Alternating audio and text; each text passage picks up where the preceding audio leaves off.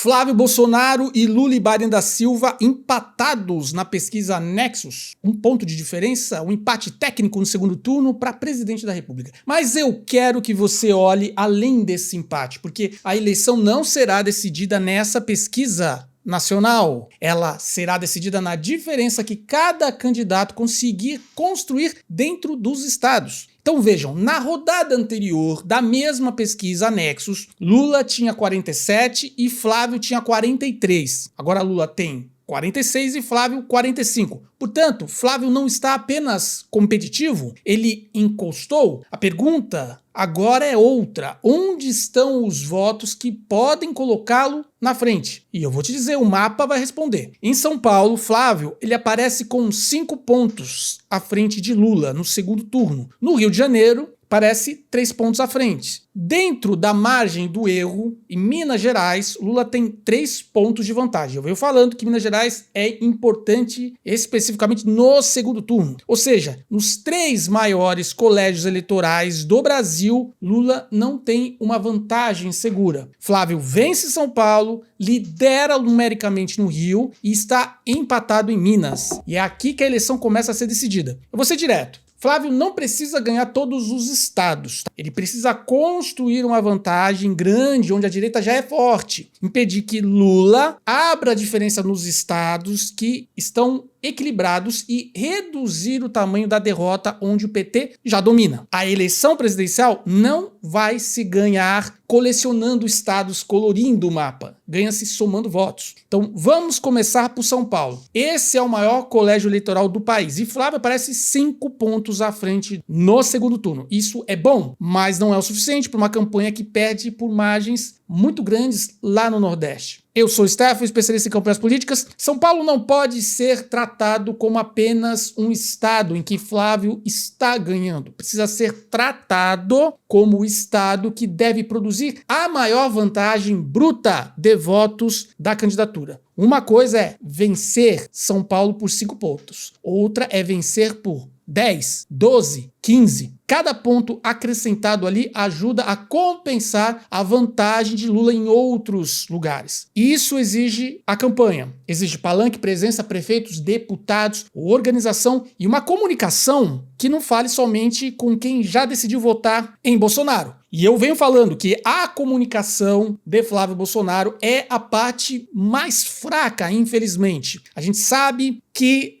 Flávio Bolsonaro tem ampla vantagem na questão da imagem de Jair Messias Bolsonaro, mas só que a parte técnica, a parte plástica da campanha, já foram trocados 3 marqueteiros e ainda assim há muito a desejar. E o último posto dentro da posição de marqueteiro da campanha de Flávio Bolsonaro, ele é previsível demais, abstrato, posso dizer assim. Lá no Rio de Janeiro, o Flávio aparece numericamente 3 pontos à frente, mas continua empatado tecnicamente. E esse resultado precisa ser tratado com muita seriedade, porque o Rio é a origem política da família Bolsonaro. Então, se Flávio não construir uma vantagem clara no próprio estado, vai precisar buscar esses votos em territórios muito mais difíceis. Portanto, o Rio não é apenas um estado favorável, é uma obrigação eleitoral. Já Minas Gerais é diferente. Os primeiros vídeos que eu fiz aqui no canal, eu venho alertando. Então é o seguinte, no primeiro turno, Lula ele tem uma vantagem de 30 contra 29 e Romeu Zema tem 12%. No segundo turno, Lula aparece 3 pontos à frente, mas ainda dentro da margem de erro. Então, o que a campanha precisa fazer em Minas? Primeiro, não tratar o eleitor do Zema como adversário. Isso Flávio já faz, mas tem que ter todo cuidado. Esse eleitor será disputado. Ele está mais próximo da direita, mas isso não significa que o voto será transferido automaticamente. Se a campanha passar o primeiro turno atacando o Zema, de alguma forma, na sutileza que seja, vai diminuir quem vota nele. E pode perder exatamente o eleitor que precisa conquistar depois. Então, candidato é adversário. Eleitor não pode ser tratado como inimigo. Por isso que eu venho alertando aquela fala lá do Caiado, desastrosa. Minas precisa de uma operação específica, linguagem própria, palanque próprio e prioridade nacional. Eu até gostaria aqui de levantar a tese de que é muito importante que Flávio tenha diversas comunicações instaladas nos estados, não fique dependente somente de uma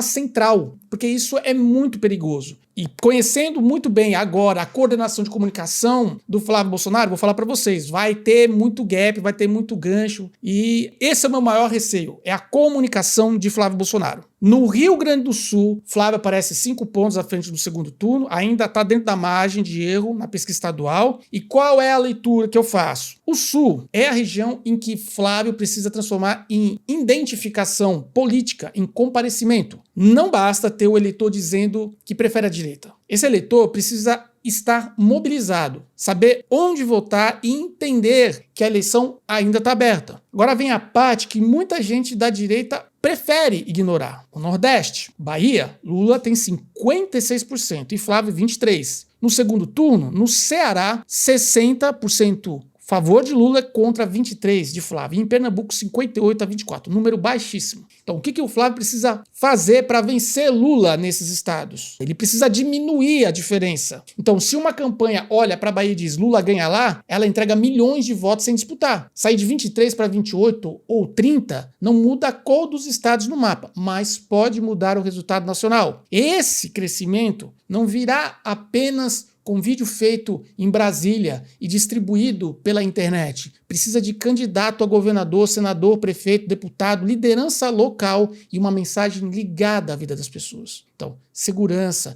emprego, preço dos alimentos, saúde, oportunidade, a campanha precisa montar, porque uma mudança de governo melhora a vida de quem não se considera bolsonarista, mas também não está satisfeito com o país. Aqui está o erro que a direita não pode cometer. Falar com o Nordeste somente para confirmar a opinião de quem já vota na direita. Isso não vai mobilizar a base e não vai retirar um voto sequer dessa vantagem do Lula. Então, se eu tivesse que organizar essa campanha a partir desse mapa, eu faria 3 coisas. A primeira, transformaria São Paulo, Paraná e o Sul numa reserva real de votos. Não apenas vitória percentual, mas uma vantagem esmagadora. Segundo, eu colocaria Minas Gerais e o Rio de Janeiro no centro da operação. Minas porque está em aberto, concentra um eleitor de direita que ainda precisa ser conquistado. Rio de Janeiro porque Flávio não pode sair do próprio estado com uma vantagem pequena. E o terceiro, eu criaria uma estratégia específica para reduzir a diferença no Nordeste.